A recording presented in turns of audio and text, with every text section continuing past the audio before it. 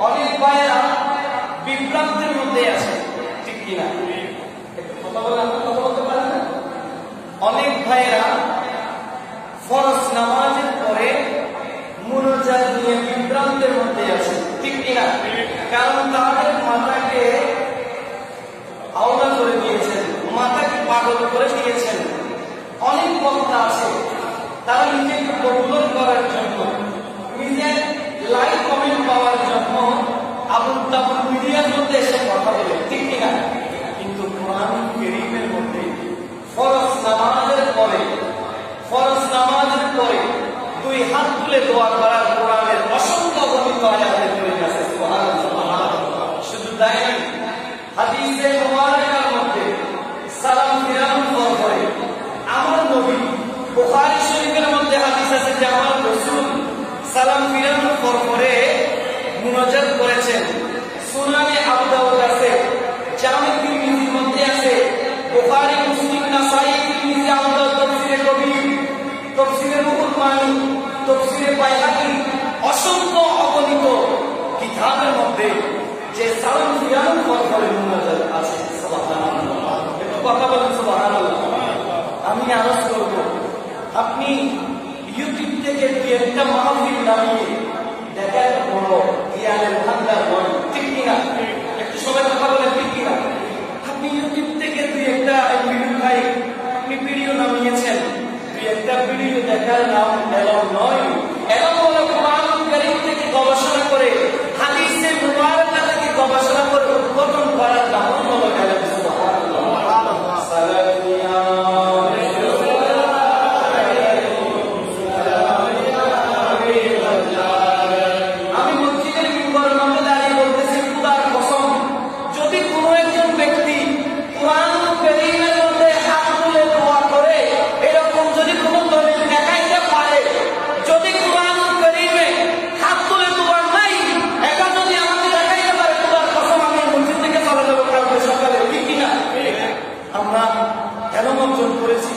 আমাদের উস্তাদদের অনুসরণ করে, ঠিক কিনা? আমরা পড়ালেখা যেগুলো করেছি, একটু কষ্ট করে পড়ালেখা করেছি, দুই এক কলেমা যেগুলো পড়েছি, এগুলো আমরা আমাদের উস্তাদের আদব থেকে শিখেছি, ঠিক কিনা? এলেম সবার আছে, কথা বলে, ঠিক কিনা? এলেম সবার আছে, কিন্তু আদবের এলম, বেআদবের এলম, ঠিক আছে? যারা আদবের এলম তারা কখনো বেশি বেশি প্রশ্ন করে না, ঠিক কিনা? যারা আদবের এলম অর্জন করেছেন তারা ভদ্রভাবে প্রশ্ন, ভদ্রভাবে উত্তর দেবে, ঠিক কিনা? কিন্তু এলমটাকে একাকে বড় অহরটা নয়, এলম আল্লাহর শয়তানের ছিল, ঠিক কিনা? কথা বলে, ঠিক কিনা? আপনার আল্লাহ আপনাকে বিভাগ দিয়েছেন, আপনাকে মেধা শক্তি দিয়েছেন, আল্লাহ আপনাকে এত সুন্দর করে বানিয়েছেন। একটা ইউটিউব থেকে একটা মাহফিল দেখার পর 11 পরিমাণ 11 পরিমাণ নয়, ঠিক কিনা? কথা বলে, ঠিক কিনা? আপনি মাহফিলটা দেখবেন, এখানে মুনাজাতের কথা নাই, কোরআন তো দেখবেন, আপনি কোরআন আছে কিনা আপনার বিভাগ দিয়ে আপনি নিজেকে কষ্ট করবেন, সাথে সাথে কোনো একটা কাজের উপরে ইমান আনা একটা বড় পরিমাণ ইমানদার লক্ষণ নয়। একটা কথা সবসময় মনে রাখবেন, কিতাবের মধ্যে আছে অনেক কিতাবে আল মুসলিমু আবুল মুসলিম, মুসলমান ভাই ভাই, ঠিক কিনা? আমি এটাকে অস্বীকার করি, মুসলমান ভাই ভাই এটাকে আমি অস্বীকার করি, সম্পূর্ণ আমি এটাকে অস্বীকার করি। কেন মুসলমান আমি পাইলে কেন বলবো? ইমাম হুসাইন কারবালার ময়দানে যখন গিয়েছেন, ততগুলো মুসলমান ইমাম হুসাইনকে তলোয়ার চালিয়েছেন, ঠিক কিনা? ওদেরকে কি আমি ভাই বলতে পারবো? একটু কথা বলে ভাই বলতে পারবো? ওরা আমাদের দুশমন। কারণ যারা আকীদার উপরে বিষ বপন করে তাদেরকে আমি মুসলমান ভাই বলি, ঠিক কিনা? যারা বিভ্রান্তের মধ্যে পড়েছে, নামাজের পরে মুনাজাত দিয়ে আপনারা যত বড় আলেম আপনি আনেন, ইনশাআল্লাহ আমি আপনাদেরকে 50টার উপরে সহিহ হাদিসের দলিল দেব। কোরআন কারীমে আমি একটা দুটা নয়, আপনি যতটা বলেন ইনশাআল্লাহ আমি ততটা আপনাদেরকে কোরআনের দলিল দেব। সুবহানাল্লাহ। সারাদিয়া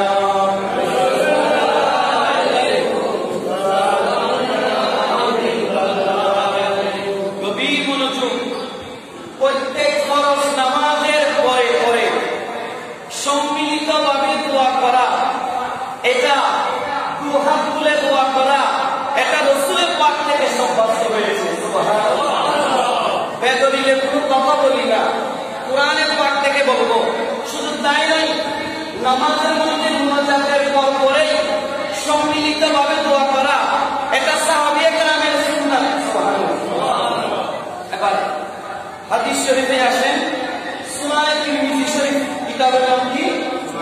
একটু কথা বলে, কিতাবের নাম কি? সুনানে তিরমিজি শরীফ। সাহিত্যা কিতাবের 6টি সাহিত্যা কিতাব আছে বড় বড়, বুখারী, মুসলিম, নাসাঈ, সুনান তিরমিজি। এটা 3 নম্বর 4 নম্বর স্থান পেয়েছে আমার নবীর মিশ্রিত বাণী। সুবহানাল্লাহ। তো এটা কিভাবে হাদিসে পাকের মধ্যে ইরশাদ হয়েছে, আত-তাওয়ামুল ইবাদাতি। তো মূল ইবাদত হলো, মূল অর্থ হলো ইবাদতের মূল হলো দোয়া। সুবহানাল্লাহ। আত-তাওয়ামুল ইবাদাত, আত-তাওয়ামু আসল ইবাদত, ইবাদতের মূল হলো দোয়া। সুবহানাল্লাহ। পবিত্র কোরআনে অসংখ্য অগণিত আয়াতে কারিমা ফরজ নামাজের পরে মুনাজাতের প্রতি মুনাজাত করার গুরুত্ব দেওয়া হয়েছে। সুবহানাল্লাহ। সূরা ইব্রাহিম, সূরার নাম কি? একটু গভীর মনোযোগ। সূরার নাম কি? সূরার নাম হলো ইব্রাহিম। বাইরামাত আরজ করেছিলাম যে ইব্রাহিম আলাইহিস সালাম আল্লাহর দরবারে হাত তুলে মুনাজাত করে প্রার্থনা করে পরিত্রাণ পেয়েছেন। সুবহানাল্লাহ। খেয়াল করবেন কোরআন কারীমের আয়াত, ইন্না রাব্বি লাসামিউদ দুআ। আমার আল্লাহ বলেন, নিশ্চয় আমার রব অতিশয় দোয়া শ্রবণকারী। সুবহানাল্লাহ। নিশ্চয় আমার আল্লাহ অতিশয় দোয়া শ্রবণকারী। আই মুজিবুদ দাওয়াত, এবং আমার আল্লাহ দোয়া কবুল করে। সুবহানাল্লাহ। এখানে প্রশ্ন আছে, এখানে তো হাত তুলে দোয়ার কথা বলে নাই, ঠিক কিনা? এখানে হাত তুলে দোয়ার কথা বলে নাই, এখানে আমার আল্লাহ দোয়ার কথা বলেছেন। ভাই আমার আজ করেছিলাম, আমার আল্লাহ বললেন, ও আমার বান্দা, কুলু ওয়াশরাবু, কুলু ওয়াশরাবু, তোমরা খাও এবং পান করো, খাও এবং পান করো। তো আল্লাহ দিয়েছেন কোরআনে, কুলু ওয়াশরাবু, তোমরা খাও এবং পান করো। যেখানে আমরা কি খাবো, আল্লাহ আমাদেরকে খাওয়ার জন্য কোনো কিছু একটু ধরে দেয় না কোরআনে, দিছে নাকি? একটু কথা বলে দিছে। আল্লাহ বলছে তোমরা খাও এবং পান করো। আল্লাহ আমরা কি খেতাম? পানি খেতাম নাকি গাছ খেতাম? কিন্তু তোমরা ভাত কেন খাচ্ছি? এখানে তো ভাতের কোনো কথা নাই, কোরআন আয়াত। আল্লাহ বলছে কুলু ওয়াশরাবু, তোমরা খাও এবং পান করো। আচ্ছা যাই হোক, আমি ধরে নিলাম আমি ভাত খাচ্ছি, তো এখানে তো হাতের কোনো কথা বলে নাই, হাতের কথা বলছে এখানে আমার খাওয়ার জন্য। আল্লাহ বলছে কুলু ওয়াশরাবু, তোমরা খাও এবং পান করো। এখানে তো হাতের কোনো কথা বলে নাই। গরুর মতো কি আমরা কি মুখ দিয়ে খাবো? কখন গরুর মতো কি মুখ দিয়ে খাবো? হাত দিয়ে খাবো। আল্লাহ কোরআনে নির্দেশ দিয়েছেন, বান্দা তোমরা দোয়া করো। সুবহানাল্লাহ। এখানে দোয়া মানে হাত তুলে দোয়া করা। সুবহানাল্লাহ। শুধু তাই নয়, অন্যখানে বললেন বাইরামান, কারণ প্রত্যেক নামাজের পর পরে হলো গুরুত্বপূর্ণ সময়, ঠিক কিনা? প্রত্যেক নামাজের পর পরে কি সময়? গুরুত্বপূর্ণ সময়, মূল্যবান সময়। তো ইন্নাস সালাতা ইযা জুমিলাত ফি খায়রি সালাতি ফাআলাইকুম বিদুআই ফালফাসসালাত। সুবহানাল্লাহ। বাইরামান, নিশ্চয় নামাজে অতি উত্তম সময় সমূহে প্রবর্তিত হয়েছে, নির্ধারণ করা হয়েছে। নামাজের সময় সমূহ নির্ধারণ করা হয়েছে, তোমাদের উপরে নামাজের পর পরে দোয়া করা উত্তম। সুবহানাল্লাহ। সালাত মিয়া আলাইকুম সালাম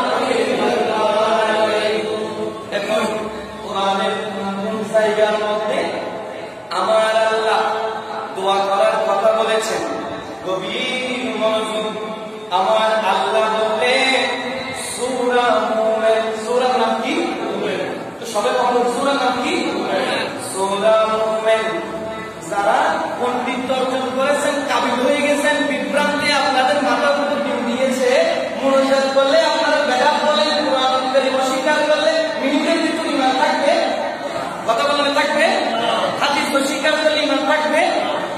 আমার আল্লাহ বললেন উদউনি আস্তাজিব লাকুম, সূরা মুমিন। উদউনি আস্তাজিব লাকুম, ও আমার বান্দা শুনো শুনো, আমি আল্লাহ, তোমরা দোয়া করো, আমি তোমাদের দোয়া কবুল করব। সুবহানাল্লাহ। আরেকটু সামনে আসে, আমরা যে আলহামদু শরীফ নামাজের মধ্যে পাঠ করি, তেলাওয়াত করি, ঠিক কিনা? ইমাম সাহেব আলহামদু বলবে, কিন্তু আমিন বলবে মুসল্লিরা। সুবহানাল্লাহ। আমার আল্লাহ বললেন আলহামদু শরীফের সাথে আমি একটা আমিন শব্দ যুক্ত করে দিয়েছি।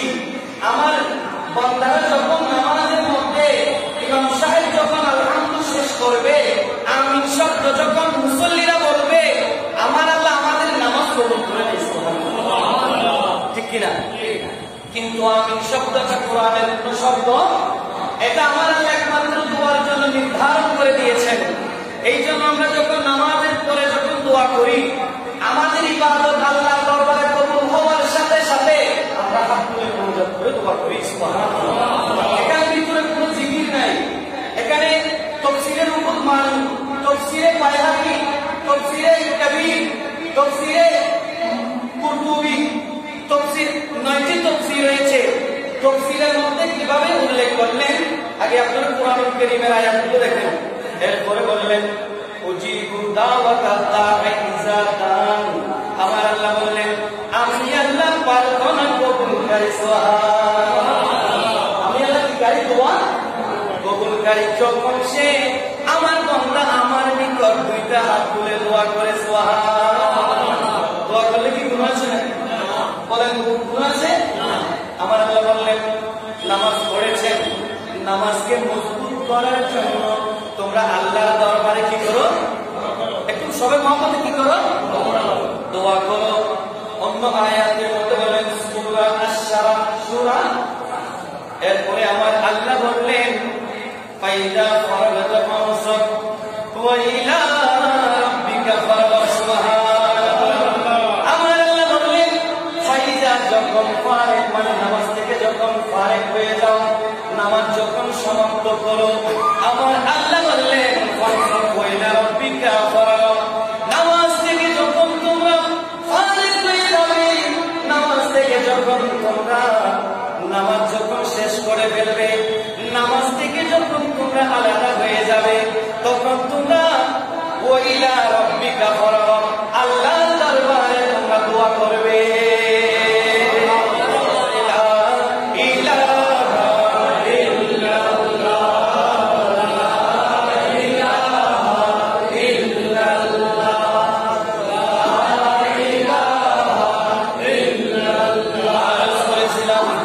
সম্মানিত মুসল্লি ইকরাম, তাফসীরের রুহুল মানির মধ্যে কত সুন্দর করে তাফসীর করে দিয়েছেন। নামাজের পর সালাম ফিরানোর পরে দোয়া মুনাজাত করা, ঠিক কিনা? তো তাফসীরের মধ্যে বললেন ইযা ফারাগতা মিনাস সালাতি আল মাকতুবাতি ফানসাব। আমার আল্লাহ বললেন ইযা, যখন ফারাগতা, যখন তোমরা ফারেক হয়ে যাবে, যখন তোমরা নামাজ থেকে সালাম ফিরাবে, মিনাস সালাতি, নামাজ থেকে, আল মাকতুবাতি ফানসাব, নামাজ যখন শেষ করবে, তোমরা তোমাদের প্রভুর নিকট দোয়া করার জন্য প্রস্তুত হয়ে যাবে। সুবহানাল্লাহ। এরপরে বললেন ওয়ারগাব ইলাইহি ফিল মাসালাতি ইউতিকা, তোমরা দোয়ার আগ্রহ প্রকাশ করবে, আল্লাহ তোমাদের মনের আশা পূরণ করবে। সুবহানাল্লাহ। অন্য জায়গার মধ্যে তাফসীরে এলান করে দিলেন, গভীর মনোযোগ, ইযা ফারাগতা মিনাস সালাতি, যখন তোমরা নামাজ থেকে ফারেক হয়ে যাবে, যখন তোমরা নামাজ থেকে আলাদা হয়ে যাবে, আল মাকতুবাতি ফানসাব ইলা রাব্বিকা ফিদ-দুআয়ে, তোমরা আল্লাহর দরবারে দোয়া করার জন্য প্রিপারেশন নেবে। সুবহানাল্লাহ। এরপরে বললেন ওয়া আনতা জালিসুন ক্বাবলা আন তুসাল্লিম, সালাম ফিরানোর পূর্বে, সালাম ফিরানোর